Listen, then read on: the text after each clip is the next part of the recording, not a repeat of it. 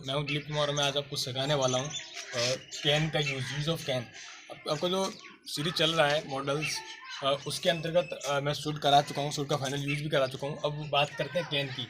तो कैन का जो प्रयोग करते हैं, किस किस प्रकार से यूज़ कर सकते हैं, हम कैन का प्रयोग कितने प्रकार से यूज़ कर सकते हैं और कहाँ कब कैसे कर सकते हैं। तो चलिए बात करते हैं कैन का यूज़ करने के बारे में। सबसे पहले हम बात करते हैं कैन का हिंदी अर्थ होता है सख्ता। तो कैन का प्रयोग एबिलिटी यानी कि क्षमता और पावर एंड कैपेसिटी को दर्शाने के लिए किया जाता है। तो बात करते हैं कैन का यूज़। हम कैन के यूज़ को भी दो प्रकार से देखेंगे यहाँ पे। एक तो हमारे जो फंडामेंटल के अकॉर्डिंग, हमारे मैटर के अकॉर्डिंग हमने जैसे हम यूज़ कराते हैं, उसका सिस्टम है कि एक तो नो एक्शन और एक एक्शन। चलिए बात करते हैं एक्शन और नो एक्शन क्या होता है। तो चलिए बात करते हैं नो एक्शन की। तो नो एक्शन होता क्या है? There are 4 types of no action. No action 4 प्रकार की होती हैं। वो कौन कौन सी होती हैं? एक तो होता है आपका नेम, दूसरा क्वालिटी, थर्ड कंडीशन, फोर्थ आपका प्रोफेशन। लेकिन नेम की बात करें तो किस, यानी कि हम पहले ये बता दूँ आपको कि वर्ब किसे कहते हैं। पहले आप ये जान लीजिए, क्योंकि वर्ब क्या होता है कि जिन हिंदी वाक्यों के अंत में अधिकतर ना आता है, जैसे खाना पीना, रोना, सोना, धोना, जागना, उठना बैठना, झगड़ा करना, समझौता करना, वॉट एवर ना आ रहा है, सब क्या है? वर्ब हैं, क्रिया है। क्या है? क्रिया, यानी कार्य हो रहा होता है वहाँ पे। तो यहाँ क्या है कि इनके पीछे भी ना आ सकता है। जैसे किसी का नाम है तो नाम ले लिया, उसके पीछे ना आ सकता है, तो हमें उससे कोई मतलब नहीं है, वो वर्ब नहीं है, हमें पहचानना है, महसूस करना है। दूसरा क्वालिटी, क्वालिटी यानी गुड, इसकी अच्छाई या बुराई, है ना। तो ये सब क्या है? नो एक्शन के अंतर्गत आती हैं। कंडीशन, स्थिति, दशा, यानी कि ये सब जैसे कि हाँपना। हाँपना क्या होता है? PANT, पैंट, पैंट माने हाँपना। लेकिन हाँपते हैं जो फील कर सकते हैं उसे, यानी सोइंग नहीं होता, दिखता नहीं है वो, तो इसीलिए वो नो एक्शन की कैटेगरी में आता है। तो चलिए मैं बात करता हूँ, एग्जाम्पल देता हूँ। जैसे राम, सीता,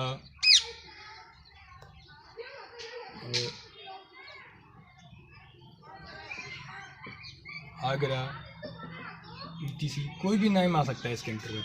अब बात करते हैं क्वालिटी की। क्वालिटी की बात करें तो गुड, यानी कि उसकी अच्छा है, बुरा है, कैसा है, उसकी कैसी बिहेवियर है उसका। तो हो गया आपका गुड, यानी कि अच्छा है। बैड, बुरा है। तो ऑनेस्ट, ईमानदार है। डिसऑनेस्ट, ऐसा करके ETC अन्य। तो बात करते हैं अब कंडीशन, यानी दशा, स्थिति कैसी है उसकी। देखिए सैड, सैड वर्ब नहीं है। सैड क्या, एक नो एक्शन है, क्योंकि दुखी है, वो फील कर सकते हैं सैड है ना। दिख तो यानी कि कार्य होता हुआ नहीं दिखाई दे रहा है, हम ओनली फील कर सकते हैं कि वो सैड है या हैप्पी है। हैप्पी, आपका पेंट, पेंट माने होता है हाँपना, नर्वस, ETC। अब बात करते हैं प्रोफेशन की। ये भी नो एक्शन की कैटेगरी में आता है। तो ये होता क्या है? प्रोफेशन यानी व्यवसाय, पेशा, जो भी हम कार्य करते हैं। जैसे कि मान लीजिए टीचर, टीचर माने शिक्षक होता है, जैसे आप जानते हैं। तो ये एक पेशा है।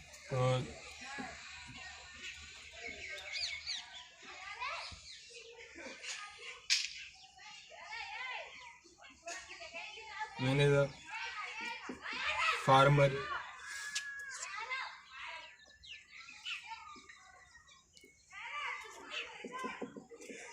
ETC। चलिए बात करते हैं, अब मैं आपको नो एक्शन बता ही चुका हूँ।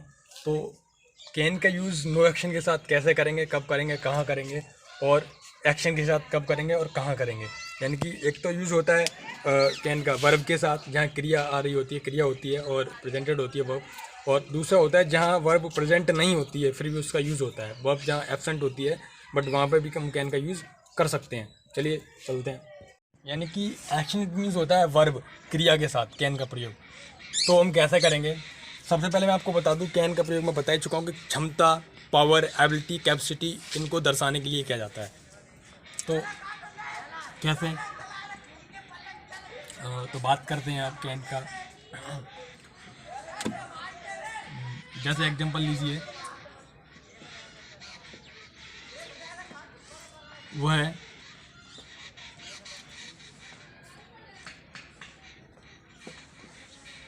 कार्य कर सकता है।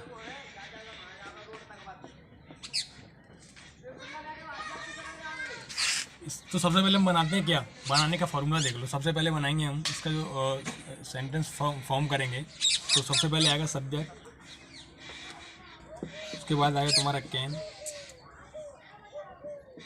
Plus V1 plus object. तो ये हमारा सेंटेंस फॉर्म करने का तरीका रहेगा। जैसा कि वह, तो वह का सबसे पहले सब्जेक्ट ही सकता आ रहा है, तो क्या आएगा, कैन। ही कैन क्या कर सकता है, कार्य, तो ही कैन एक्शन। चलिए अब अन्य एग्जांपल्स बताते हैं इसके। और मैं आपको बता ही चुका हूँ कि कैन का प्रयोग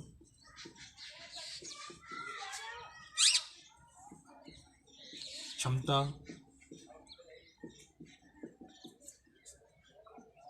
सामर्थ्य,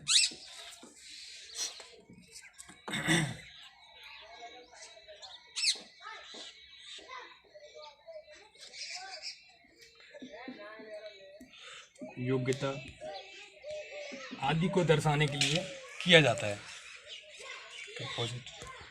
स्टार्ट। तो चलिए गाइस बात करते हैं कुछ एग्जांपल की। तो कैन की मैंने कुछ एग्जांपल दिए, with action, can with action. तो मैंने बताया आपको सबसे पहले सब्जेक्ट, फिर उसके बाद कैन, उसके बाद वर्ब, फिर उसके बाद अनदर वर्ड यानी ऑब्जेक्ट।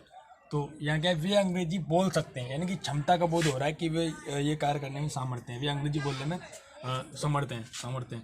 तो वे अंग्रेजी बोल सकते हैं, तो वे की सबसे पहले दे सकते हैं, तो क्या लगाएंगे, कैन। क्या कर सकते हैं, बोलना क्या होता है, स्पीक, दे कैन स्पीक।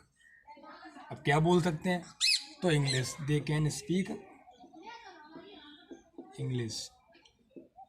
ऐसे ही दूसरा एग्जांपल है, वह कंप्यूटर चला सकता है, यानी उसके अंदर इतनी कैपेसिटी है, क्षमता है, उसके ऊपर माइंड पावर है, क्योंकि माइंड यूज़ करना पड़ेगा, उसे आना चाहिए। तो वह के लिए क्या लगाएंगे, ही। सत्ता के लिए कैन लगाते हैं, ही कैन।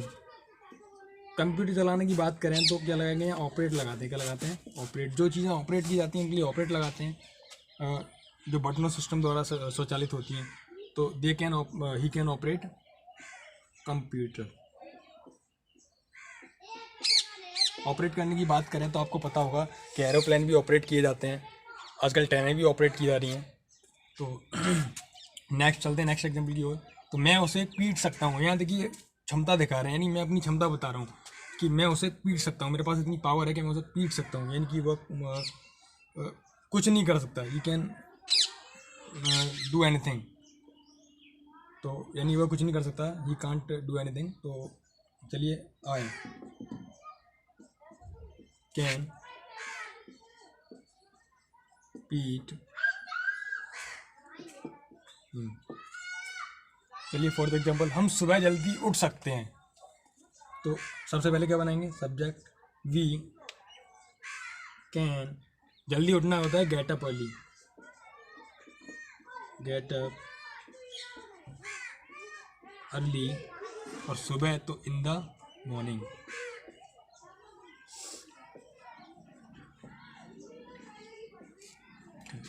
चलिए बात करते हैं कैन विद नो एक्शन। बात करें नो एक्शन की, तो नो एक्शन के साथ कैन का प्रयोग कैसे करते हैं।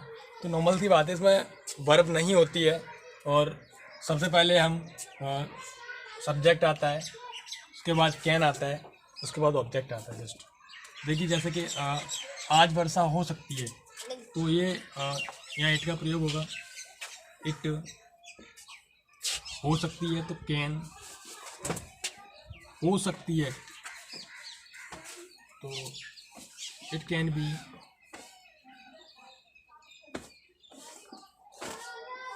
रैन टुडे। सॉरी एक वर्ब आ गया, और वह डॉक्टर हो सकता है।